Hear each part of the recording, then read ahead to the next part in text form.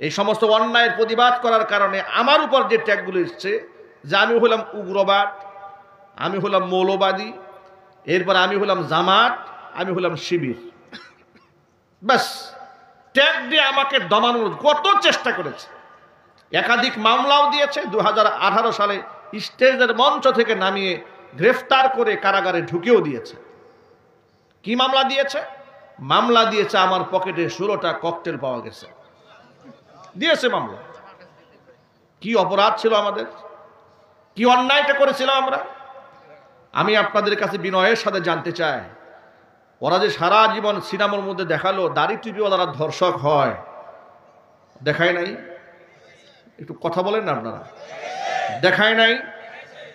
এখন আপনারা বলেন, দেশ স্বাধীন হওয়ার আগে দাড়ি টুপিওয়ালারা যেমন ছিল, স্বাধীনতার সময়ও ছিল, আজও বাংলাদেশে দাড়ি এবং টুপিওয়ালারা আছে না নাই?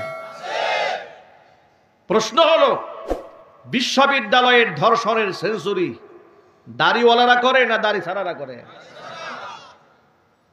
তো তোমরা নাটকে দাড়িওয়ালাদেরকে ধর্ষক দেখাও কেন? আপনারা বলেন, মাদ্রাসার ছাত্ররা তলোয়ার নিয়ে, বন্দুক নিয়ে, রাইফেল নিয়ে, হকি স্টিক নিয়ে, চাইনিজ কুড়াল নিয়ে ধাওয়া পাল্টা ধাওয়া করে মানুষ খুন করেছে, কিংবা মাদ্রাসা অনির্দিষ্টকালের জন্য বন্ধ হয়েছে, এমন একটি ঘটনা এই দেশের ইতিহাসে আছে? জোর আওয়াজে বলেন। এরপরেও তারা বানিয়েছে যে কওমি মাদ্রাসা হচ্ছে জঙ্গি তৈরির কারখানা। কিন্তু বিশ্ববিদ্যালয়ে যারা অস্ত্রের ঝঞ্ঝনানি দেখায়, বিশ্বজিতের মতো হিন্দুকেও শিবির বলে প্রকাশ্যে কুপায়ে যারা হত্যা করে, দেশ স্বাধীন হওয়ার পরে বিশ্ববিদ্যালয়ে এই সোনার ছেলেদের হলগুলাকে যখন সার্চ করা হয়েছে, টর্চার সেল পাওয়া গেছে। টর্চার সেলের মধ্যে কি পাওয়া গেল? হকি স্টিক পাওয়া গেল, পিস্তল পাওয়া গেল, রামদা পাওয়া গেল, কুড়াল পাওয়া গেল, চাইনিজ কুড়াল পাওয়া গেল। এগুলা দিয়ে তারা মানুষদেরকে কষ্ট দিত। তারা ছিল সোনার ছেলে, আর আলেমরা ছিল জঙ্গি। কথা বলেন। যারা এতগুলো মানুষ হত্যা করেছে, ওদের কয়জনের নামে জঙ্গি মামলা হয়েছে আপনারা বলেন? কিন্তু কত দাড়ি টুপিওয়ালাদেরকে জঙ্গি বলে মিথ্যা মামলা দিয়ে বছরের পর বছর কারারুদ্ধ করে রেখেছে, তার হিসাব একমাত্র আল্লাহ পাকই ভালো জানেন। কত আলেমকে তারা গুম করেছে, খুন করেছে, ফাঁসির কাস্টে ঝুলিয়ে হত্যা করেছে। জোরে বলতে হবে, ঠিক কিনা বলে? আলেমদেরকে রাষ্ট্রের শত্রু বানিয়ে দিয়েছিল।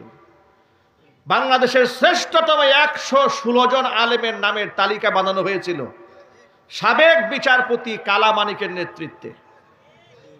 তুরিন আফরোজ এবং কালামানিক এরা আলেমদের ব্ল্যাক লিস্ট করে দুদকে জমা দিয়েছিল যে এদেরকে একটু তদন্ত করে দেখা হোক এরা কেমন দুর্নীতিগ্রস্ত। আর এরা হচ্ছে ফেরেশতা, এমনই ফেরেশতা বেচারা পালাতে গিয়া, ভিক্ষুকের মতো পালাতে গিয়া বলে 70 লাখ টাকা ছিল, টাকাও নিছে, পিটাও দিছে। যদি বলতে হবে, ঠিক কিনা বলেন? সারা জীবন আলেমদেরকে জঙ্গিবাদ বলল। এ জাতি ওদের এই জঙ্গিবাদের এই ট্যাবলেট ওরা তো ফ্রি বিক্রি করেছে মিডিয়ার মাধ্যমে, কিন্তু কেউ গিলে নাই, কেউ খায় নাই। জাতি ভালো করেই জানতো আসল সন্ত্রাসী কারা, আসল জঙ্গি কারা। যার দরুন দেশ স্বাধীন হতে দেরি হয়েছে, স্বীকৃত জঙ্গি হিসেবে ওদের নিষিদ্ধ করতে সরকার দেরি করে নাই। ওদের দাম্ভিকতা এবং অহংকার কোন পর্যায়ে পৌঁছে গিয়েছিল, ওরা আলেমকে কোনোদিন সম্মান দেয়নি।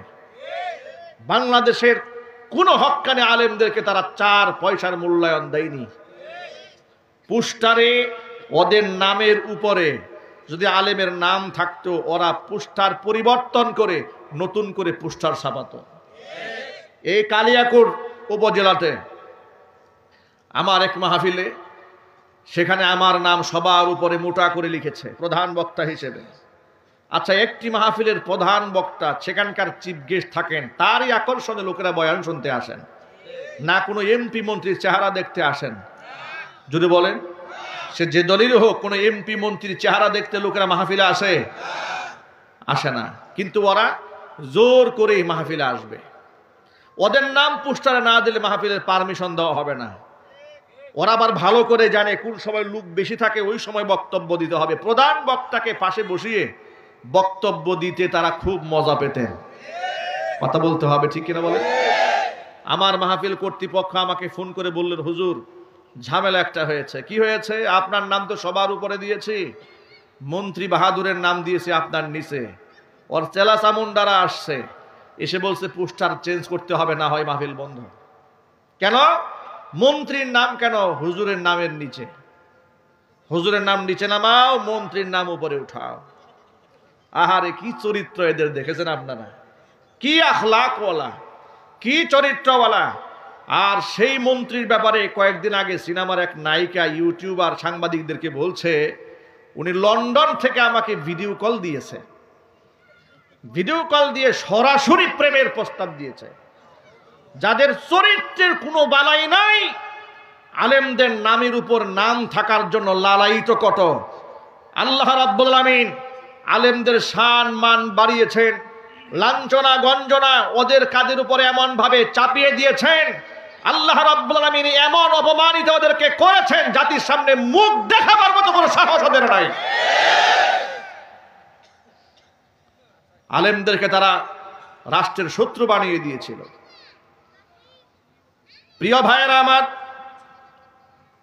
আল্লাহর কোরআন থেকে শোনায় আপনাদের কি আল্লাহ পাক বলছেন, ইয়ারফাইল্লাহুল্লাযীনা আমানু মিনকুম ওয়াল্লাযীনা উতুল ইলমা দারাজাত।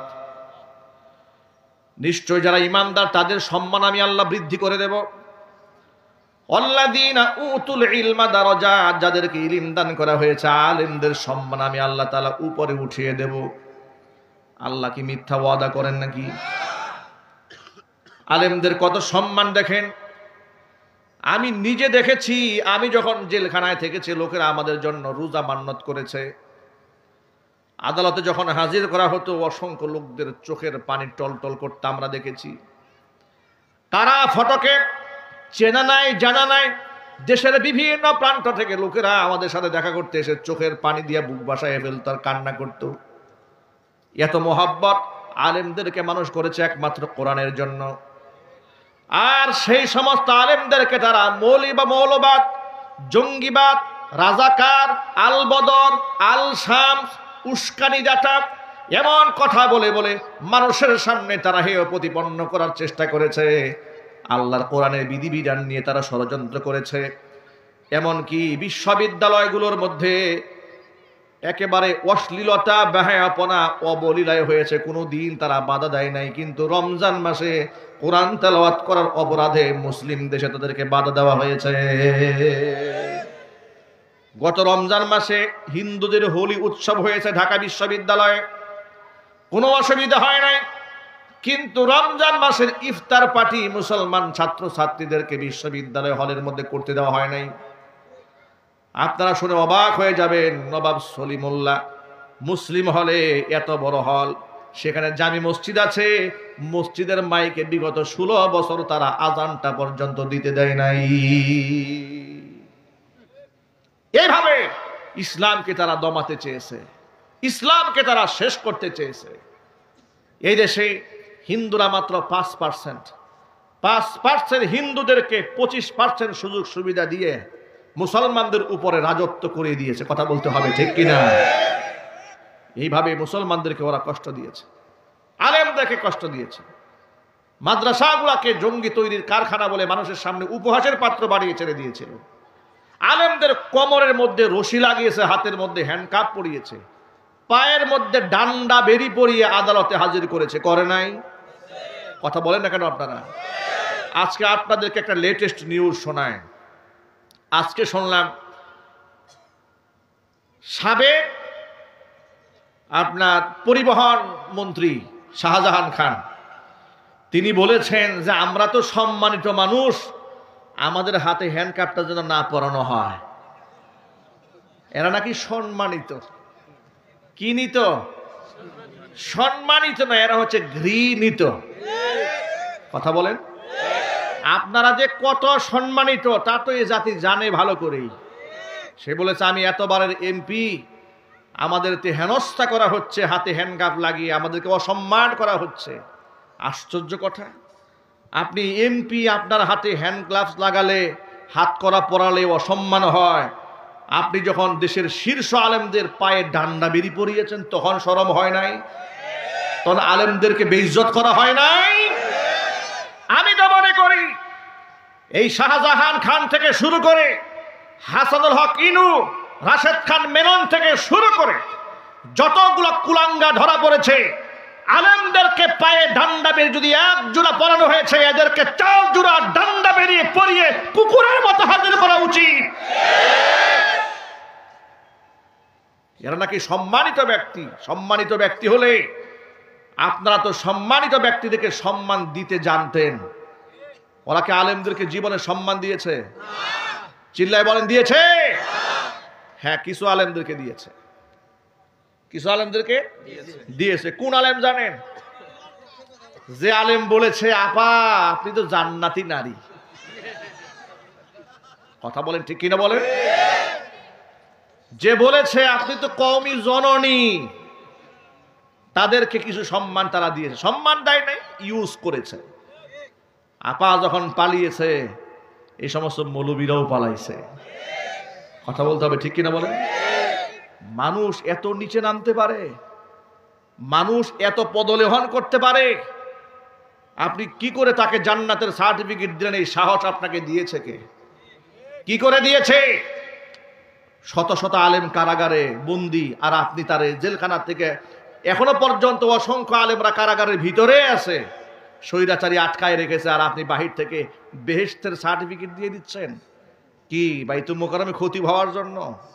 যে মৌলবী শেখ হাসিনারে জান্নাতের সার্টিফিকেট দিয়েছে, ওই মৌলবী বাইতুল মোকাররমের খতিব তো দূরের কথা, গ্রামের মসজিদের খাদেম হওয়ার যোগ্যতা রাখেন না। এগুলো চাটুকার দালাল। কথা বলেন? এরা জীবনেও জেল খাটে নাই, জীবনেও জরিমানা দেয় নাই। মনে রাখবেন, হক্কানি আলেমরা জেল খেটেছে আল্লাহর কোরআনের জন্য, ইসলামের জন্য। কথা বলেন ঠিক কিনা বলেন? এই যে আজকে বাচ্চারা এখানে জানাজার নামাজের দৃশ্য দেখিয়েছে, আল্লাহু আকবার। ছোট্ট ছোট মাসুম বাচ্চারা, বেগুনাহ, বেহেশতের ফুল মনে হচ্ছিল আমার কাছে। মনে হচ্ছে এক একটা জান্নাতের পাখি।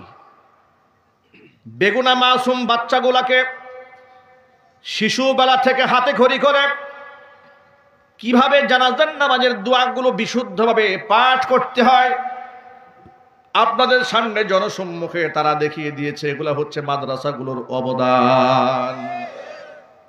ঠিক কিনা বলেন? এগুলা মাদ্রাসাগুলোর অবদান। এখান থেকে এই অবদান তারা শিখে কি করেছে বাস্তব জীবনে শোনায় আপনাদেরকে। দেশে যখন করোনায় মহামারী দেখা দিল, করোনাকালীন সময়ে যখন বাবার লাশ পড়ে আছে, ছেলের লাশকে স্পর্শ করে না, স্বামীর লাশ ঘরে পড়ে আছে, স্ত্রী ধরে না। নোয়াখালী লক্ষ্মীপুরের দিকে নিচতলা স্বামীর লাশ পড়ে আছে, স্ত্রী দোতলায় বসবাস করে, ভয়ে স্বামীর কাছে যায় না। নারায়ণগঞ্জে 3 দিন পর্যন্ত উঠানে লাশ পড়ে আছে, লাশ কেউ ধরে না, লাশ কেউ স্পর্শ করে না। 71 টেলিভিশনে আলোচনা করা হলো, যেহেতু করোনা রোগে আক্রান্ত হয়ে মানুষ মারা গেলে তাকে স্পর্শ করলে যে ধরবে তারও জার্ম এবং জীবাণুতে তাকে খেয়ে ফেলবে, সুতরাং লাশগুলাকে আগুন দিয়ে পোড়ায় দেওয়া হোক। নাউজুবিল্লাহ পড়েন। মুসলমানের লাশ কি আগুনে পুরা যেতে পারে বলেন? আলেম ওলামারা বললেন মোটেও হতে পারে না। এটা প্রতিবাদ জানালেন। করোনা রোগে আক্রান্ত লাশগুলাকে তোমরা নাও যদি ধরো, নাও যদি ছও, নাও যদি স্পর্শ করো, গোসল তোমরা নাও করাও, আমাদেরকে বলো, আমরা আলেমরা জীবনের ঝুঁকি নিয়ে তাদেরকে গোসল করাবো, কাফন পরাবো। ওলামারা ওই সময়ের দায়িত্ব নিয়ে জীবনের ঝুঁকি নিয়ে গোসল করিয়েছে, কাফন পরিয়েছে, কবরে মাদফুন করেছে। আল্লাহর কসম করে বলি, একজন আলেমও যারা মানুষের সেবায় আত্মনিয়োগ করেছিলেন কোনো আক্রান্ত হয় নাই। তাহলে এমন ক্রাইসিস মোমেন্টে জাতির পাশে কারা দাঁড়িয়েছে জোরে বলেন? না শাহরিয়ার কবিরা দাঁড়িয়েছিল? কারা দাঁড়িয়েছিল বলেন? আলেমরাই দাঁড়িয়েছিল। কিছুদিন আগে নোয়াখালী, লক্ষ্মীপুর, কুমিল্লা পুরা বন্যায় যখন প্লাবিত হয়ে গেল, মানুষের জন্য করতে পেরেছে এক আস-সুন্নাহ ফাউন্ডেশনের নেতৃত্ব। আলেমদের অবদানটা দেখেন। আর সুন্নাহ ফাউন্ডেশনের মাধ্যমে শেখ আহমদুল্লাহর নেতৃত্বে শত কোটি টাকার দান পৌঁছে গেছে। সুবহানাল্লাহ বলবেন না? মানুষের বিশ্বাসের জায়গা আলেম কোথায় গিয়ে দখল করে বসে আছে? কোথায় শাহরিয়ার কবির, কোথায় শামসুদ্দিন মানিক, কোথায় বিচারপতি কালা মানিক, কোথায় তুরিন আফরুজ, কোথায় এরা, কোথায় রাশেদ খান মেনন, কোথাকার কোন বুদ্ধিজীবী, আর কোথায় একজন আলেম? সুবহানাল্লাহ বলবেন না? এ রাষ্ট্রের জন্য ওদের কি অবদান আছে? এই রাষ্ট্রের জন্য এই দেশের বুদ্ধিজীবীদের কি অবদান আছে? প্রাসঙ্গিক ছোট্ট করে একটা কথা বলি। জুলাই আগস্টের বিপ্লবেও এদেশের আলেমদের সীমাহীন ভূমিকা আছে। আলেমরা তো শুধুমাত্র জুলাই আগস্টের বিপ্লবে সামিল হয় নাই, বিগত 16টি বছর আলেমরা স্বৈরাচারীর বিরুদ্ধে বাক জিহাদের মধ্যে আত্মনিয়োগ করেছিলেন, যার দরুন তারা শত শত আলেম জেল খেটেছেন, জরিমানা দিয়েছেন। কথা কি সত্য না মিথ্যা? নিশ্চয়ই সত্য। তাহলে এই স্বৈরাচারীর পতনে আলেমদের ভূমিকা আছে না নাই? আরো চিৎকার দিয়ে বলতে পারছে না নাই? বড় দুঃখ নিয়ে একটা কথা বলি, অসংখ্য আলেম ওলামা তুলাবা স্কুল কলেজ ইউনিভার্সিটির ছাত্রদের রক্তের বিনিময়ে দেশ স্বাধীন হলো এবং অন্তর্বর্তীকালীন সরকার গঠিত হয়ে গেল। সেই অন্তর্বর্তীকালীন সরকারের প্রতি এদেশের মানুষের ব্যাপক প্রত্যাশা। মানুষের এক নাম্বার প্রত্যাশা হচ্ছে, যারা পাখির মতো গুলি করে মানুষদেরকে হত্যা করেছে, প্রত্যক্ষ কিংবা পরোক্ষভাবে যারা জড়িত আছে, একটাকেও যেন ছাড় দেওয়া না হয়। দ্রুত ট্রাইব্যুনালে বিচার কার্যকর করে সবগুলাকে যেন ফাঁসির দণ্ডে ঝুলায় দেওয়া হয়। এই প্রত্যাশা আপনাদের আছে না? কার কার আছে? দু হাত দেখি তো আমি।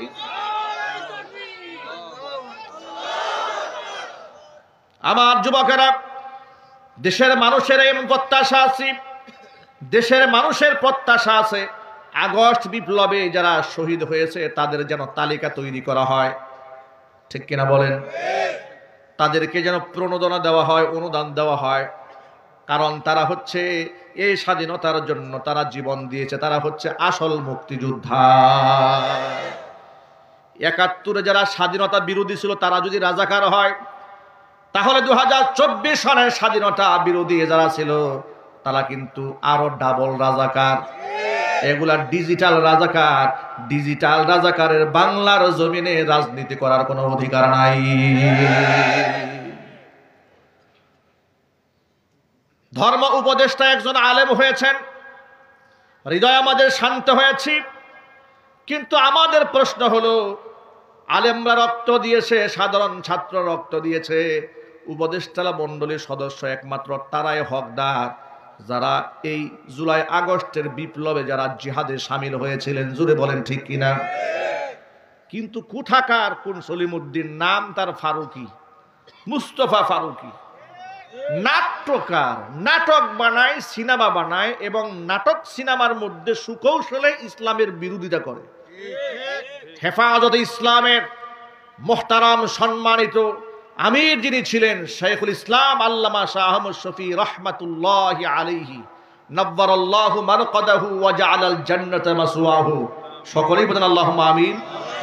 এত বড় কিংবদন্তি আল্লাহর ওলিকে তেতুল হুজুর বলে আখ্যায়িত করেছিল এই মুস্তাফা ফারুকি। হেফাজতে ইসলামের 5 মে শাপলা চত্বরে যখন স্বৈরাচারী গণহত্যা চালিয়েছিল, লক্ষ লক্ষ বুলেট ছেড়ে তাহাজ্জুদ গুজারি মাদ্রাসার ছাত্রদেরকে শহীদ করে দিয়ে শহীদদের দেহগুলাকে ডাস্টবিনে নিক্ষেপ করেছিল, নদীর মধ্যে ফেলে দিয়েছিল। ম্যান হলের ঢাকনা ওপেন করে ভিতরে লাশগুলাকে ফেলে দিয়ে যারা গুম করে ফেলেছিল, ওই চিত্রকে স্মরণ করে সেদিন রাত 3টা বাজে এই মুস্তাফা ফারুকি ফেসবুক স্ট্যাটাসে লিখেছিল, শাপলা চত্বর জঞ্জাল মুক্ত হলো। আপনি আন্দাজ করতে পারেন যে আলেমদের প্রতি এই কুলাঙ্গারের বিদ্বেষ কত মারাত্মক। আপনি ভাবতে পারেন এদেশের ইসলাম ধ্বংস করার জন্য তার কত হাত রয়েছে। নিজের স্ত্রীকে দিয়া পরপুরুষের মনোরঞ্জন করে সিনেমা বানায়, এইরকম ব্যক্তিত্বহীন নির্লজ্জ বউকে দিয়া দেহ ব্যবসা করিয়া পয়সা ইনকাম করে। জুলাই আগস্টের বিপ্লবে এদের কোনো অবদান নাই, বরং এদের অবদান হচ্ছে বিগত 16 বছরে স্বৈরাচারীর পদলেহন করে, এমনকি মুজিববাদীকে লালন করে তারা ক্ষমতার সমস্ত স্বাদকে তারা সাধন করেছে এবং কাফের বেঈমানদের গোলামি করেছে। গণ অভ্যুত্থানে যে রাষ্ট্র কায়েম হয়েছে সেই রাষ্ট্রের উপদেষ্টা মণ্ডলী সদস্য এমন একটা কুলাঙ্গার হবে, এটা বাংলাদেশের মুসলমান কোনোদিন মানতে পারবেন না। কথা বলতে হবে, ঠিক কিনা বলে? নারায়ে তাকবীর! ইসলামের শত্রুরা হুঁশিয়ার সাবধান! ইসলামের শত্রুরা হুঁশিয়ার সাবধান! আল কোরআনের আলো ঘরে ঘরে জ্বালো! নারায়ে তাকবীর! আমাদের কথা বার্তা বড় স্পষ্ট। এদেশের মানুষ যদি আওয়ামী জাহিলিয়াতকে মোকাবেলা করতে পারে জীবন দিয়ে, রক্ত দিয়ে, অন্তর্বর্তীকালীন সরকারের প্রতি আমাদের স্পষ্ট বার্তা হলো, এই কুলাঙ্গার যে ব্যক্তি আলেমদেরকে তেতুল হুজুর বলে গালি দিয়েছে, আলেমদের বিদ্বেষ অন্তরে পোষণ করে, ইসলামিক কালচারের বিরুদ্ধাচরণ করে, সিনেমা নাটকে সুকৌশলে দাড়ি এবং টুপিকে যেই ব্যক্তি অপমান করে, আমি আপনাদের কাছে জানতে চাই, এমন ব্যক্তি এই রাষ্ট্রের কি উপদেষ্টা হতে পারে? আরো জোরে বলেন, পারে? তাকে ঘাড় ধাক্কা দিয়া একে উপদেষ্টা পরিষদ থেকে বাদ দিতে হবে। এই প্রস্তাবে রাজি আছেন কারা কারা? দু হাত দেখতে চাই। যদি বাদ নেওয়া না হয়, যদি বাদ না দেওয়া হয়, ছাত্রদের নেতৃত্বে, ওলামাদের নেতৃত্বে, যদি হেফাজত ইসলামের নেতৃত্বে কোনো আহ্বান আসে, তাহলে জুলাই আগস্ট বিপ্লবে যেভাবে আমরা একাকার হয়ে ঝাঁপিয়ে পড়েছিলাম, এই সমস্ত কুলাঙ্গারদেরকে রাষ্ট্রের পথ থেকে সরাইয়ে দেওয়ার জন্য আমরা আবার একাকার হয়ে যেতে চাই। রাজি আছেন কারা কারা? দুহাত দেখতে চাই। আল্লাহ, তুমি আলেমদেরকে এবং এদেশের সাধারণ মানুষদেরকে ইসলামের স্বার্থে, দ্বীনের স্বার্থে, রাষ্ট্রের স্বার্থে এক বানাইয়া দাও। জোরে কোন আল্লাহুম্মা আমিন। হাত নামান। সাংস্কৃতিক উপদেষ্টা, সাংস্কৃতিক মন্ত্রী যদি বানাতে মনে চায়, কবি মুহিব খানকে বানান। ঠিক কিনা বলেন? এদেশে কি জ্ঞানী গুণী মানুষের অভাব পড়েছে নাকি? আমার প্রশ্ন হচ্ছে, মুজিব একটি জাতির রূপকার। এই সিনেমাতে অভিনয় করার কারণে নায়ক তার প্লট হারাইছে উত্তরাতে। আবার ওই একই সিনেমায় অভিনয় করেছে এই মুস্তফা ফারুকী স্ত্রী অভিনয় করেছে। তাহলে ওই সিনেমায় অভিনয় করে একজনে প্লট হারাবেন, আরেকজনে মন্ত্রিত্ব পাবেন, ঘটনাটা কি? কথা বলেন। এরা তো মুজিববাদের গোলাম ছিল, চিল্লায় বলতে হবে, ঠিক কিনা? জুলাই আগস্টের চেতনার সাথে মুজিববাদীর গোলামি কোনোদিন এক হতে পারে না। সুতরাং তার সুকৌশলে কিন্তু ওরা দেশটার মধ্যে একটা দাঙ্গা লাগিয়ে ছাড়বে। আমরা আরো কষ্ট পেয়েছি এই মুস্তফা ফারুকীকে যখন উপদেষ্টা পরিষদের সদস্য বানানো হয়েছে, তখন চট্টগ্রামে কিছু তুলাবাড়া আন্দোলন করেছে। সেখান থেকে নাকি 5 জন ছাত্রকে পুলিশ গ্রেফতার করেছে। আহারে চান্দু, এদেশে যারা হত্যা করেছে, অসংখ্য মানুষকে খুন করেছে, গুম করেছে, তাদেরকে এখনো পর্যন্ত তোমরা অ্যারেস্ট করতে পারো নাই। কথা বলে না কেন? যারা মানুষ খুন করেছে এরা অবলীলায় ঘুরে বেড়াচ্ছে, এরা মিছিল করে, মিটিং করতে চায়, এদেরকে গ্রেফতার করতে পারো নাই। আর মুস্তফা ফারুকের মতো একটা নিকৃষ্ট লোকের বিরুদ্ধে রাস্তায় দাঁড়িয়েছে, তোমরা তাদেরকে অ্যারেস্ট করেছো, গ্রেফতার করেছো। মনে রেখো, হাসিনার মতো এমন স্বৈরাচারীকে যদি এদেশের মানুষ পিটা দিয়া দেশান্তরিত করতে পারে, তোমরা এই জাতির বিরুদ্ধে দাঁড়াতে যেও না, তাদের সেন্টিমেন্ট নিয়ে খেলতে যেও না, তাহলে পিটা তোমাদেরকেও খেতে হবে। আলেমদের কত অবদান এই রাষ্ট্রে দেখেন। আগে কোন সুবহানাল্লাহ, আগে বলেন আলহামদুলিল্লাহ। এই দেশে আলেম ওলামাদের কত অবদান। সরকারের কোন প্রকারের বেনিফিশিয়ারি তারা নন। এক একটা মাদ্রাসার ছাত্র ইন্টারন্যাশনাল হিফজুল কোরআন প্রতিযোগিতায় অংশগ্রহণ করে।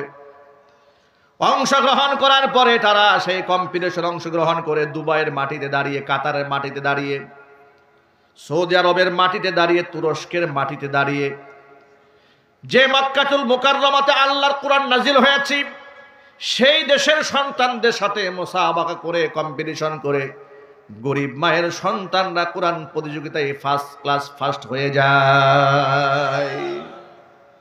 রাষ্ট্রের পক্ষ থেকে ছাদ খোলা বাসে তাদেরকে সংবর্ধনা দেওয়া হয় না, কিন্তু মহিলারা হাফ প্যান্ট পরে ট্রফি একটা নিয়ে আসছে। আহারে কত খুশি, ঠিক কিনা ভাই? খুশির কোনো শেষ নাই। এদেশের মিডিয়াগুলা, বেশিরভাগ মিডিয়া এগুলা হচ্ছে ইহুদি খ্রিস্টানদের দালাল। কথা কি সত্য না অসত্য? ওরা আলেমদের অবদানকে তুলে ধরতে চায় না, এখনো চাচ্ছে না। এই জন্য মনে রাখবেন, স্বৈরাচারী বিদায় হয়েছে, কিন্তু নাতিপুতি কিন্তু আছে, ঠিক কিনা বলেন? এমন যেন না হয় ওই খরগোশ আর কচ্ছপের গল্প ছোটবেলায় পড়েছি, বিজয় তো হয়েই গেছে, আমি তো যাবই সামনে, টেনশন নাই, একটু ঘুমায় নেই। ভাই, ঘুমানোর সুযোগ নাই। ঘুমানোর কি সুযোগ আছে? ঘুমানোর সুযোগ নাই। ওই যে চট করে আসার চিন্তা করতেছে। কথা বলে না কেন? আপনাদের প্রস্তুত থাকার দরকার আছে না নাই? আপনারা কি প্রস্তুত আছেন? তো আমরা বলি, আপা আপনার চট করে আসার কোনো দরকার নাই। আমরা আপনাকে স্যালিউট দিয়ে একেবারে সুস্বাগত জানিয়ে বরণ করার জন্য 18 কোটি মানুষ প্রস্তুত হয়ে বসে আছে। কবে আসবেন খালি বলেন, একেবারে সুদা এয়ারপোর্টে চলে যায়। আপনাকে একটু বরণ করে নিয়ে এসে ট্রাইব্যুনালে দাঁড় করাই দিয়ে ঝুলাই দেই। এদেশের মানুষের বহুত স্বপ্ন আপনার ঝুলাবার দৃশ্যটা দেখবে তারা। এটা মানুষের জীবনের বহুত স্বপ্ন। 5ই মে রাতের বেলায় গণহত্যা চালিয়েছিলেন আপনি, আবার সংসদে দাঁড়িয়ে বলেছিলেন হেফাজত ইসলামের লোকেরা গায়ে রং মেখে নাটক করেছে। আপনি এই উপহাস শহীদদের রক্তের সাথে করেছিলেন, করা হয় নাই? জোরে বলেন। তার বিচার হবে ইনশাআল্লাহ। এই যে কত আলেম ওলামা, এই যে আপনাদের কালিয়াকুর উপজেলা ইমাম পরিষদের সভাপতি, আলেম ওলামা পরিষদের সভাপতি, তার বিরুদ্ধে মামলা হয় নাই? জেল খাটে নাই উনি? ভাই সহ জেল খাটছে। মধুপুরের পীর সাহেব বৃদ্ধ সিংহ, আল্লাহু আকবার বলেন, 4টা ছেলে, 4টাকে গ্রেফতার করে ফেলেছে। বয়স্ক মানুষ গুলি করে তার শরীরটাকে ঝাঁঝরা করে দিয়েছে। গতকালকে তার মেয়ের জামাতার সাথে আমার দেখা হয়েছিল, একটা মাত্র মেয়ের জামাই। সে বলে, হুজুর কি বলবো দুঃখের কথা, আমি তার মেয়ের জামাই হয়েছি, এই অপরাধ আমার।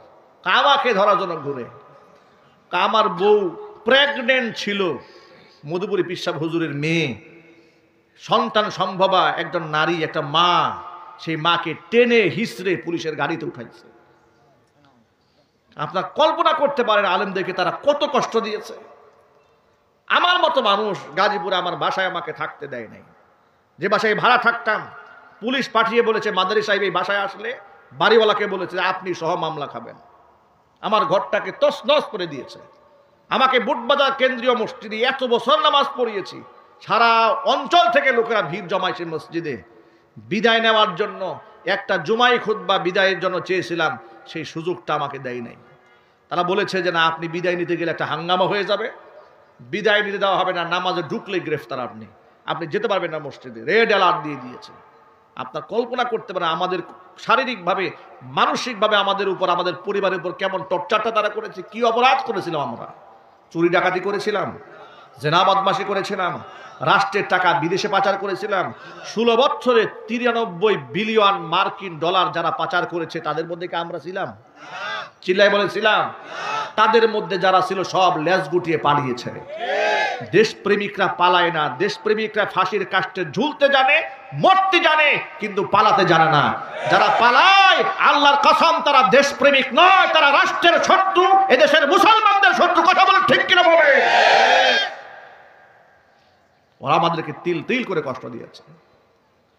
এখন আগামীর জন্য আপনাদের প্রতি আমার আহ্বান, যে দেশ এবং রাষ্ট্রে আলেমদের এত অবদান আছে, সেই দেশে আগামীতে আলেমদের নেতৃত্বে এই দেশ গড়া হবে ইনশাল্লাহ। ইনশাল্লাহ বলেন। আগামী থেকে কোনো বেনামাজির কাছে গিয়ে মাহফিলের পারমিশন চাওয়া হবে না। কোনো বেনামাজিকে মসজিদের নেতৃত্বে আর আনতে দেওয়া হবে না। আগামীর সংসদ হবে কোরআনের সংসদ। আলেমদের নেতৃত্বে দেশ এবং রাষ্ট্র এগিয়ে যাবে। এই জন্য যে আসন থেকে আলেমরা আসবে, ভালোবাসা দিয়ে রাষ্ট্রকে গঠন করার জন্য আলেমদেরকে মাথায় তুলে নিতে হবে। প্রস্তুত আছেন কিনা? দুহাত দেখতে চায়।